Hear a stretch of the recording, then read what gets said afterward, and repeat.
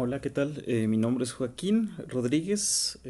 Vamos a tratar de hacer nuestra primera prueba de la sesión virtual, que corresponde a la sesión 18 de la materia Literatura Novohispana de la licenciatura en Letras Hispánicas de la Universidad de Guadalajara. Como ya les había comentado por un correo electrónico, no me gustaba la idea como de que hiciéramos una videoconferencia. Me parecía un poco complejo y difícil hacer que todos coincidamos.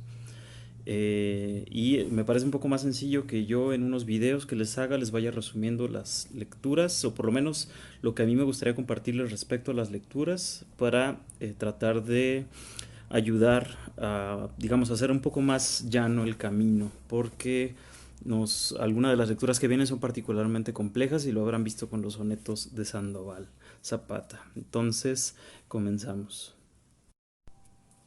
Entonces, bueno, cuento con que ya no es necesario hacer ninguna presentación sobre Sandoval Zapata, ya lo conocemos. Venimos de leer justo la degollación de los hermanos Ávila. Y por supuesto sabemos que es un criollo novohispano de mediados del 17.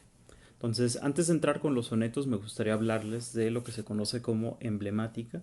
Y ya que entramos a los sonetos, espero se entienda por qué estoy comenzando con esto.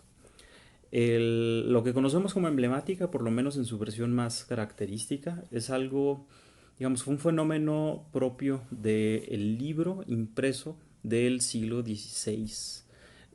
Se inicia con la publicación del llamado Emblematum Liber, o a veces nada más Emblemata, de un italiano que se llamaba Andrea Alciato. Pues bien, este Andrea Alciato publica su libro Emblematum Liber o Emblemata en 1531. Era un italiano que, digamos, de formación era un jurisconsulto. Él era famoso, se hizo muy famoso por la amplia cultura que dejaba ver en el libro en cuestión. Y básicamente lo que hizo fue tomar la tradición antigua de lo que se conoce como los epigramas, que son poemas breves escritos en latín en lo que se conoce como dísticos elegiacos, un hexámetro y un pentámetro en latín. Tomó esta tradición que también de alguna manera está relacionada con bueno, autores latinos famosos como Marcial, por ejemplo, o los llamados elegiacos al estilo Tibulo. Él tomó también desde otro punto de vista una tradición que venía de las llamadas antologías griegas, la antología palatina, por ejemplo, si acaso quieran ahí googlearla. Son unos textos bastante interesantes. En suma, era una tradición que era digamos, se volcaba la lírica en su aspecto breve, por así decirlo. Que eso era lo que era básicamente un epigrama. Pues,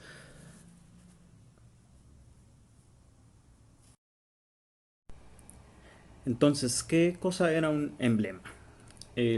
Para empezar, distingamos emblema de su acepción un poco más tradicional. Cuando pensamos en emblema de manera normal, pensamos en una imagen que tiene alguna especie como de escudo, por ejemplo. Podemos hablar de todos en Guadalajara hemos visto aquel árbol con los dos leones acercándose como el escudo o emblema de Guadalajara, que por supuesto tiene un valor simbólico, alegórico. Pero en la tradición que nosotros estábamos viendo con el libro de Andrea el Chato, un emblema sí era una imagen alegórica, pero era un poco más que eso. Presten atención a la imagen y aquí tenemos tres elementos que era lo que se conoce como el emblema triplex de la tradición como más famosa. Como verán, son tres partes, es decir, tenemos un título o bien mote, que en este caso es contra los temerarios, tenemos una imagen y tenemos un texto poético. Claro, lo que ustedes están leyendo ahí es una traducción al español. El texto original era, por supuesto, un epigrama, es decir, estamos hablando de poesía en latín, ¿no? Ese texto se le suele conocer como la subscriptio. Y si prestan atención, verán que bueno, lo que estamos viendo es que, por lo menos en la imagen, vemos a un muchacho que está cayendo del, pues, desde los cielos. Hay unos caballos que están en la parte superior y hay un sol ahí que está como un tanto sorprendido ante el evento. Si conocen el mito de Faetón, sabrán interpretarlo con precisión, como seguramente ocurría desde el siglo XVI hasta el XVII, porque era un mito bastante conocido. De hecho, es un mito muy querido por Sor Juana, y que va a dar lugar, entre otras cosas, al primero sueño, para que se den una idea. En fin, Faetón era el hijo de Apolo o bien de Helios, entiéndase el Sol, y era un muchacho, digamos, que estaba como muy... quería tomar las riendas de los carruajes, ¿no? De los corceles dorados que guiaba el Apolo. Los corceles dorados, por supuesto, representan el Sol, que sería como la trayectoria del Sol en el firmamento. Y Faetón le insistía mucho a Apolo que le prestara pues las riendas del carruaje, y claro, Apolo nunca quería, hasta que Faetón en algún momento hasta que Apolo en algún momento decide aceptar. Faetón toma las riendas y hace un caos. La, el sol sale en cualquier momento, se vuelve a meter, se viene un curso demasiado rápido, toda la naturaleza se ve de alguna manera trastocada, pues no sé, las plantas no saben cuándo les va a caer luz, todo queda mal en la Tierra, ¿no? En el planeta. Y en ese momento Júpiter o Zeus decide intervenir y de un solo rayo fulmina a Faetón y lo hace caer. La imagen, claro, nos representa el momento mismo en que Faetón está cayendo del carruaje, de los corceles dorados del sol. Como ustedes ven, el mote o título contra los temerarios ya nos inserta un poco en el sentido verdaderamente alegórico. Digamos que aquí vamos a tener siempre dos sentidos, uno literal y uno alegórico, y de manera literal pues solo nos están contando el mito de Faetón, digámoslo así, ¿no?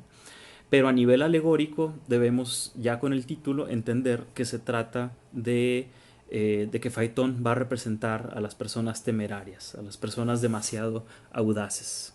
Y si ustedes observan, el texto poético tiene claramente lo podemos dividir claramente en dos partes, digamos la parte literal y la parte estrictamente alegórica.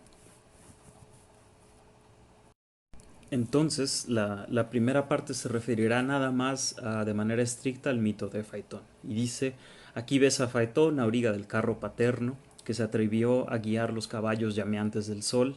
Después de que esparció grandes incendios por la tierra, cayó el miserable muchacho del coche que había tomado tan temerariamente. Y con toda claridad la segunda parte de la subscriptio o el texto poético nos inserta en el verdadero sentido, ¿no? Digamos que el sentido profundo que debemos leer en el mito de Faetón, el plano ya estrictamente alegórico. Así también muchos reyes son elevados a las estrellas por la rueda de la fortuna, llevados por la ambición juvenil. Luego de traer grandes calamidades a todos y a sí mismos, pagan por todos sus crímenes. Como observarán, en este caso, la Andrea, en este caso Alchato, interpreta el mito de Faetón en un plano estrictamente político, cosa que pues no nos ayudó tanto en este caso el mote, el título, que nada más hablaba de temerarios, pero ya con el texto poético entendemos el plano. Es decir, no solo se trata de quien es arriesgado, sino los que son arriesgados en el plano pues, de la dirigencia, ¿no? De regir a, la, al, a un cuerpo político, ¿no? Por supuesto. Entonces está la idea aquella muy del gusto de la época de que, por supuesto, si van a hacer calamidades, en algún momento en el plano de la justicia divina tendrán que pagar por todos sus crímenes. Como ustedes ven, entonces tenemos los tres elementos y esto era lo que se conoce como un emblema. En fin, el éxito de los emblemas en la cultura literaria e incluso la cultura libresca del siglo XVI y luego el siglo XVII fue verdaderamente extraordinario. Todo el mundo empezó a seguir el modelo de Alchato. Y nada más antes de entrar dos sonetos que quiero analizar de Sandoval, quisiera comentar cuatro cosas sobre la emblemática. Número uno, las distintas ediciones, porque fueron bastantes, fueron auténticos bestsellers estos libros, las distintas ediciones que se fueron haciendo a lo largo del tiempo, y de hecho las ediciones de Alchato se extienden por lo menos hasta el siglo XVII, implicaron por regla un proceso de adaptación y reinterpretación visual por parte de cada grabadista. De hecho, las imágenes no son del propio Alchato. Lo único que hizo Alchato es tomar la tradición epigramática que veíamos, digamos, en la antología palatina y traducirla del griego al latín. Y de algunos han dicho incluso que bien podría haber sido que el Chato publicara su obra sin las imágenes, pero parece ser que al editor se le ocurrió añadir las imágenes. Y ese añadido fue precisamente lo que hizo, bueno, lo que dio uno de los rasgos más característicos de la literatura llamada emblemática, que como verán tiene que ver con un proceso de tanto algo visual como literario. En segundo lugar, lo interesante es observar la manera en que el Renacimiento está utilizando temas míticos del mundo grecolatino. Y sobre esto, casi yo siempre tengo la impresión de que cuando retratamos el Renacimiento como una época en la que nada más se acentúa el gusto por lo grecolatino, perdemos de vista que rescatar y retomar esos mitos antiguos estuvo casi siempre acompañado de un proceso de resignificación alegórica de lo que implicaba todo ese vasto material mítico que daban libros como Las Metamorfosis de Ovidio. Y no estoy seguro si me explicó bien, el mito de Faetón podría analizarse desde distintos puntos de vista. Al Chato nada más decidió tomar el punto de vista, digamos, político, pero no sería el único. De hecho, se le podría dar a interpretar desde el punto de vista del amor, por ejemplo. Quien pretende acercarse demasiado al, pues a la persona amada y que termina de alguna manera fulminado por ese amor. Esa sería una lectura perfectamente normal. Y bueno, estamos por supuesto ante algo más general, ¿no? Lo que podríamos llamar un carácter siempre abierto de los mitos que de alguna manera los hacen inmortales. Y así al respecto me gustaría citarles a Francisco Rico en un libro que es hermoso, que se llama El sueño del humanismo.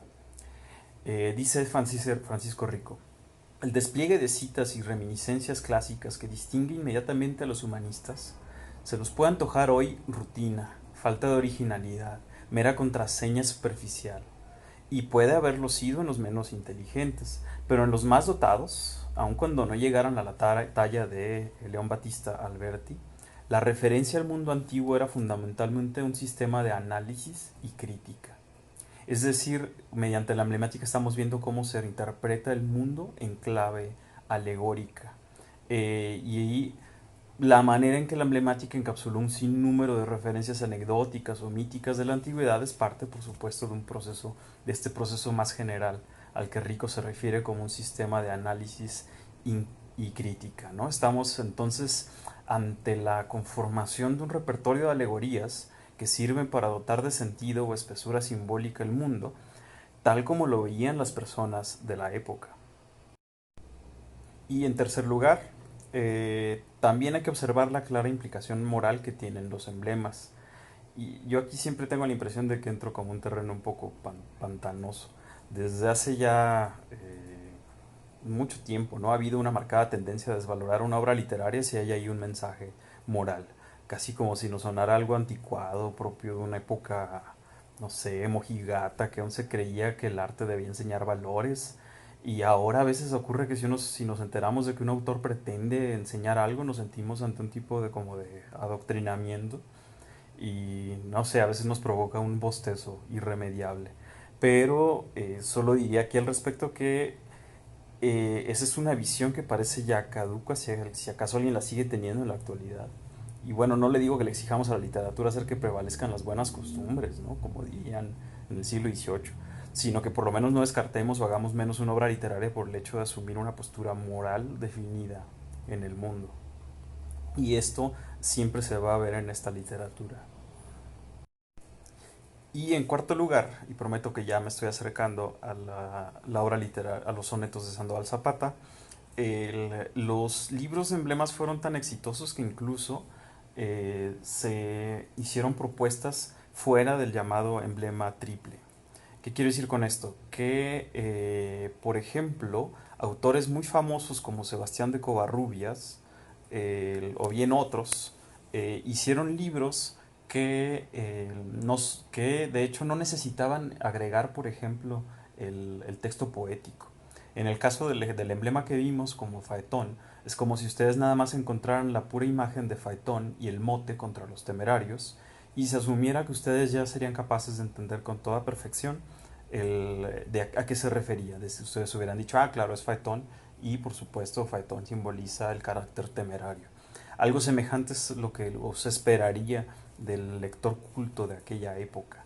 Entonces, estos libros que ignoraban los textos poéticos, de hecho, tienen un nombre, se llaman libros de empresas. Y una empresa en el siglo XVII, en el mundo hispánico, por ejemplo, era un libro donde uno veía solo imágenes y motes. Motes que de alguna manera remitían a la alegoría, pero pues que de alguna manera dependían de que, pues de la cultura que cada lector tuviera para saber interpretar adecuadamente las obras. Y por el otro lado, incluso podríamos hablar ya en el plano literario de una emblemática sin imágenes. Y aquí ya entramos un poco a Sandoval Zapata.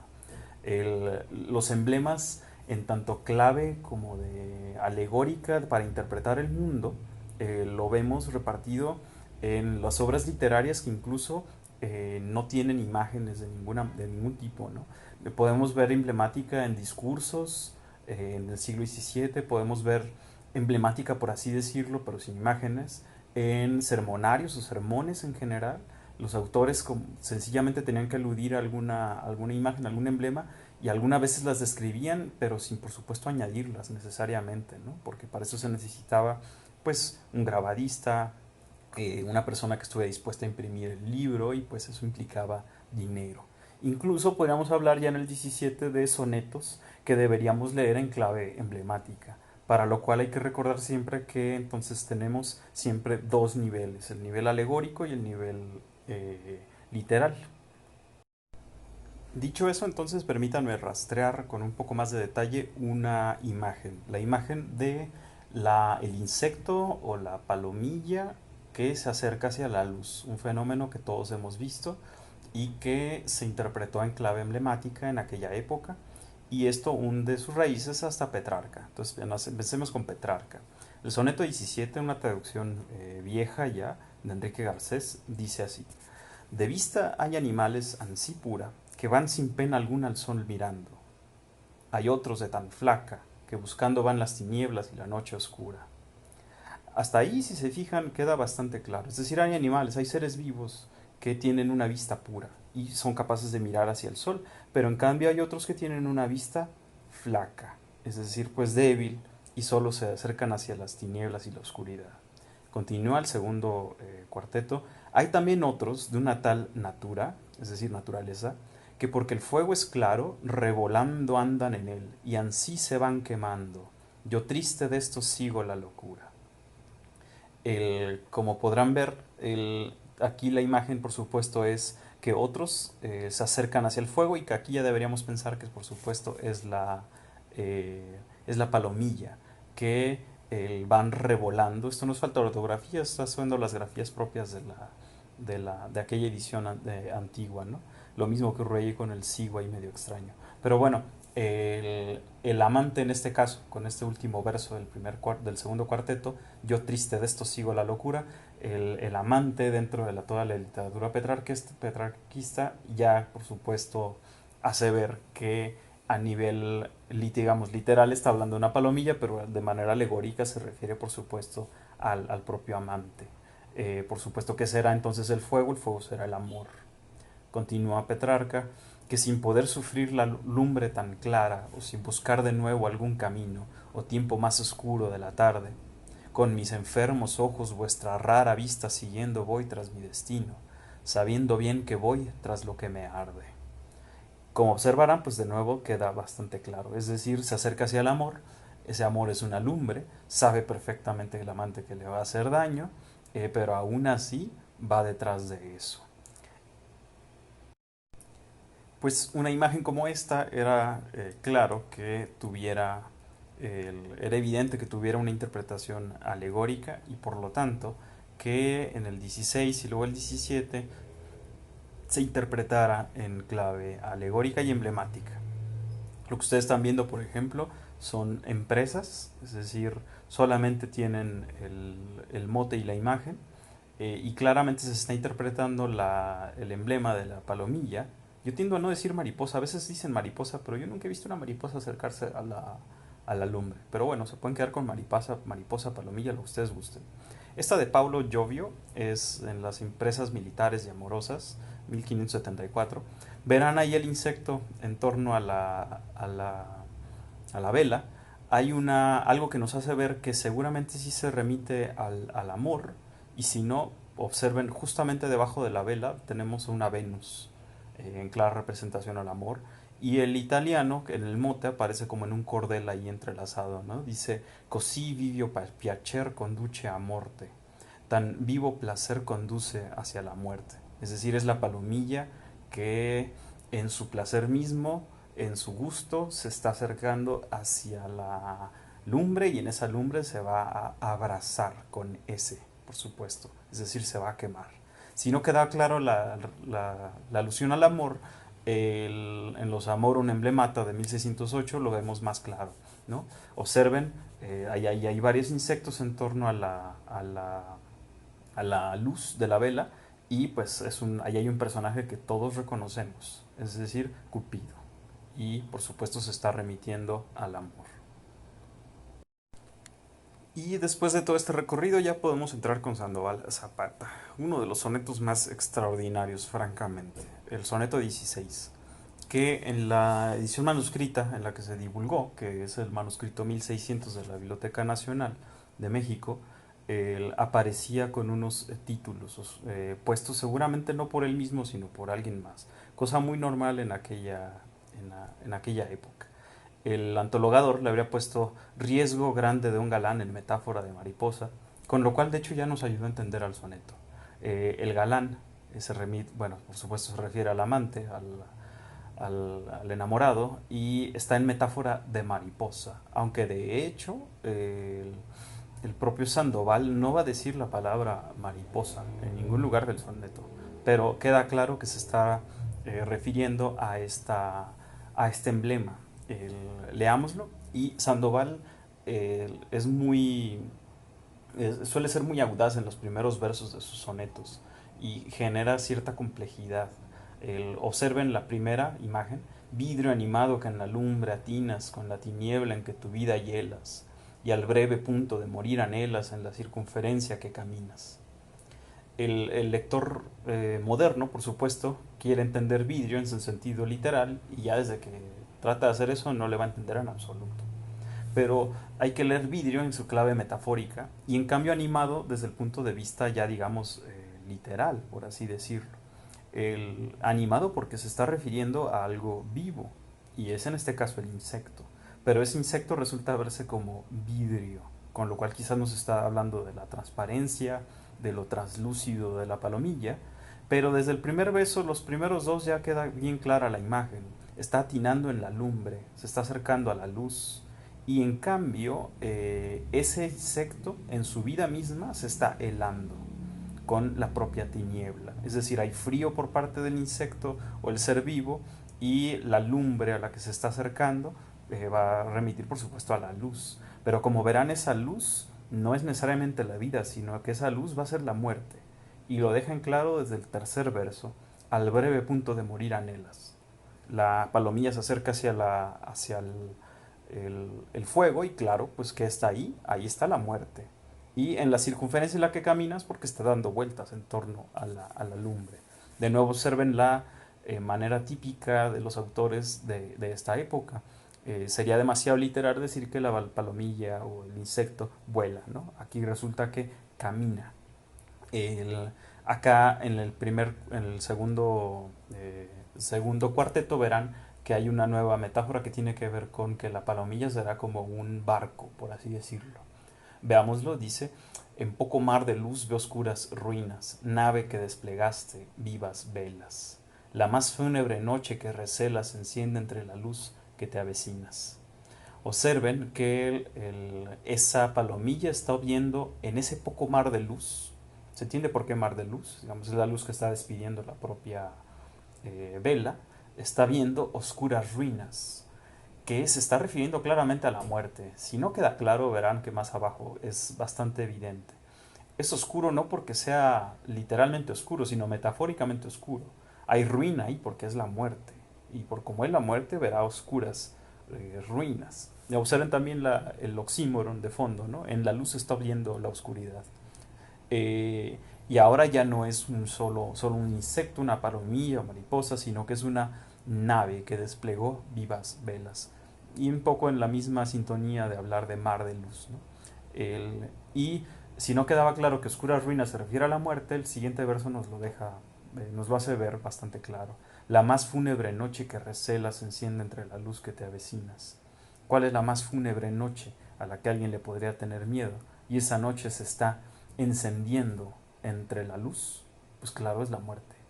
Y algo muy típico de Sandoval va a ser dirigirse, como a modo de apóstrofe, a los objetos poéticos, a los que está describiendo. Ya queda muy claro, quedaba claro desde que sea nave que desplegaste, ahora va a quedar más claro en los últimos tercetos.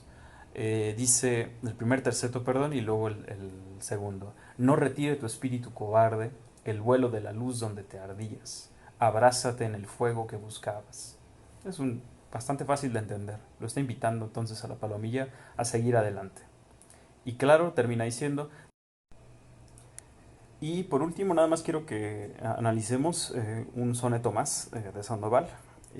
Algunos estudiosos han dicho que está al parecer basado en imágenes como la que ustedes están viendo justo ahora, que es una obra llamada Pia Desideria, ¿no? Los deseos piadosos de Hugo Germanus, el emblema 15. Si observan bien la imagen, verán una persona que está como desfalleciente, parece que se le está saliendo un soplo como el espíritu mismo, casi podría decir. El, pero de hecho habría que interpretar, según esta imagen, que es más bien una llama la que está ahí, lo que está como el blanco ahí al centro. Porque este emblema, lo que está de fondo, es que la llama es también el tiempo. Eso es como lo relevante. Y en esta imagen, como verán, hay varias cosas que nos hacen ver que está el tiempo representándose. Por ejemplo, a la derecha bueno, a la izquierda de la imagen, en la parte inferior, verán un reloj de arena alado que aparece roto. Claramente la imagen, como tiene una parte izquierda y una derecha, bien dividido al centro, el día del lado izquierdo y la noche con la luna del lado derecho, nos habla incluso como de cierto movimiento, que nos remite por supuesto al paso del tiempo. Y si no quedaba claro que el que se refiere al tiempo, en la parte de arriba verán a un personaje barbado que en su mano derecha tiene una guadaña y en su brazo izquierdo, pero parecerá un poco raro porque se ve un poco pequeño, pero en su brazo izquierdo lo está levantando y de tal manera que sostiene arriba de su cabeza también un reloj de arena, junto con bueno, lo sostiene con su brazo izquierdo. Claro, se está refiriendo al tiempo, pero al tiempo ya propiamente como la muerte. La guadaña lo deja en claro. El mismo personaje está en movimientos ahí como las alas nos hacen ver que está volando, claro, y está en movimiento. Entonces, no es tan claro el emblema como la referencia previa que vimos en el otro, pero aún así, si guardan en mente la idea de que la llama simboliza el tiempo mismo, tendrá perfecto sentido un soneto que ahora vamos a leer. Este en concreto parece que se basa, bueno, no se basa concretamente en el Salmo 31. De fecit indolore vita mea et anime ingemitibus. Me abandonó mi vida en el dolor y mis años en gemidos, ¿no? Y esta idea nos da pie o nos da la posibilidad de analizar con un poco más de detalle el soneto primero de Sandoval Zapata, titulado A un velón que era candil y reloj. De nuevo, el antologador ya nos hace, ya nos ayuda, porque nos dice que esa vela o ese velón era candil, lo cual es normal, porque, pues, digamos, es su función misma de dar la luz, pero al mismo tiempo es reloj. Reloj en un plano alegórico, entiéndase, no en un plano literal. Una vela no es un reloj, de eso lo tenemos claro, pero a nivel alegórico, la vela misma puede representar el paso del tiempo. De nuevo observen el primer verso de Sandoval, es particularmente arriesgado con una imagen. Invisibles cadáveres de viento son los instantes en que vas volando, reloj ardiente, cuando vas brillando contra tu privación, tu movimiento. Verán que la imagen inicial de invisibles cadáveres de viento es una metáfora bastante arriesgada, porque resulta que entonces el reloj ardiente, que por supuesto es la vela, es ardiente, lo entendemos, reloj porque remite al tiempo, eh, pero está volando y está volando sobre los instantes y esos instantes resultan ser invisibles cadáveres de viento. Nos habla por supuesto del movimiento mismo de la vela, el, pero también nos habla ya del paso del tiempo en general y la referencia tan clara a la muerte va a ser sistemática a lo largo de todo el poema, que ya está desde esta idea de los cadáveres. Es decir, la vela está entonces volando y lo que está justo debajo de ella son estas muertes pequeñitas, el tiempo en pequeño que se va muriendo y muriendo y muriendo y va generando este rastro como de invisibles cadáveres de viento. La referencia al tiempo muerte será sistemática a lo largo de todo el soneto y observen el siguiente cuarteto. Cada luz, cada rayo, cada aliento, en ese vuelo de esplendores blando, va deshaciendo lo que va llorando. Vive lo que murió cada momento. De nuevo queda bastante claro. Es decir, hay un vuelo de esplendores blando propio de la vela, blando porque remite a la vida, a la suavidad, al placer de la vida misma, pero cada luz y todo eso que está aglutinando la vela en torno a sí, la luz, el rayo, el aliento que remite a la vida, por supuesto, se va deshaciendo lo que va llorando. Espero que declara la imagen, de hecho es una imagen que le gusta a Sandoval y ya la habíamos visto en la relación fúnebre, en la degollación de los hermanos Ávila. Si se ve, espero, es decir, hay una gota de lágrima, hay una vela, que es entonces lo que se está deshaciendo y que se está derramando como si fuera una lágrima, pues es por supuesto la cera de la vela que va bajando. Y en este caso representará por supuesto la muerte a cada momento, en un tema muy, pues senequista, en cierto modo. Está el famosísimo, el Cotidie Morimur, ¿no? El que es cada día morimos, ¿no? Es una imagen muy típica del siglo XVII que fue muy... Eh, le encantaba leer a Séneca, sobre todo el de las epístolas a Lucilia. Y continúa el soneto de Sandoval.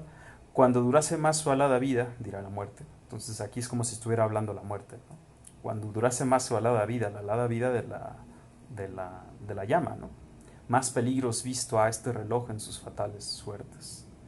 Entonces la muerte misma habla y se refiere a este objeto que es la llama, que simboliza el tiempo, ¿no? Mientras más viva que hará, habrá visto más peligros en esas fatales suertes. Y según lo que hemos visto, pues por supuesto la cercanía con la muerte tendrá que ver por supuesto con una posición en la que el poeta ya está desengañado, ya sabe lo que valen las cosas. Y por supuesto la referencia al desengaño será obligada en la parte final. Y de nuevo con la invitación, el apóstrofe tan típico de Sandoval. Acábate ya, efímera, lucida, le habla de nuevo a la llama. Que haber vivido más es haber visto mayores desengaños por más muertes. Es decir, mientras más está viviendo, está más en cercanía con el peligro, con la muerte, y eso le permite tener una posición más cercana a una sabiduría, algo que sabe que pues se puede morir en cualquier momento. Y recuerden que la época novohispana estuvo plagada de, de pestes de todo tipo, y bueno, por lo menos desde este punto de vista hasta podríamos decir, Sandoval nos habla a este siglo XXI, a este marzo del siglo XXI aquejado por los virus y otras cosas. Bueno, y ya con esto cerramos entonces la primera sesión. Y lo único que les diría es que los invito a que ustedes mismos en su lectura y después en sus reportes traten de hacer un análisis semejante con los otros sonetos. Por supuesto no les pido que traten de hacer, así de rastrar, por ejemplo, los emblemas que hay detrás de cada soneto. Eso requeriría mucha investigación. De hecho, eso es todavía un tema que queda abierto, todavía no se ha trabajado lo suficiente. Ha habido investigadoras como Rocío Olivares Zorrilla que le han dedicado bastante tiempo a esto y no es eso lo que les estoy pidiendo, sino que tomen en cuenta dos cosas principales. Número uno, los dos niveles de lectura que implican, bueno, el literal y el alegórico, que muchas veces implica tratar de tener en mente que hay alguna imagen de fondo y esa imagen concreta remite de manera simbólica a algo más, que puede ser de carácter abstracto, y habrán visto que, por ejemplo, el tema de la muerte es un tema sistemático en la obra en todos los sonetos de Sandoval Zapata, ¿no? Y número dos, que se acostumbren también al tipo de metáforas que está empleando, que por ejemplo, que si nos dice reloj ardiente, no leamos de manera literal reloj, sino que sabemos que es ardiente porque es la llama. En el segundo soneto, por ejemplo, dedicado al mismo asunto, esa llama que simboliza el tiempo, de hecho la va a llamar Sandoval Zapata Demóstenes de luz. Y por supuesto no hay que entender que ahí está Demóstenes ahí metido, pero Demóstenes en tanto personificación de la elocuencia hará que podamos llamar de esa manera algo tan sencillo como una llama. Es una llama que entonces será como un Demóstenes de luz que mudo clama. Y entonces está gritando, nos está clamando con su elocuencia, claro, de manera muda, pues es una llama, y por supuesto nos avisa lo que valen las cosas, es decir, el más puro tema del desengaño en el ámbito del conceptismo y del más puro gusto de la época. Y pues nada, es eso. Traten de hacer algo semejante y espero se haya entendido toda esta primera sesión. Un saludo.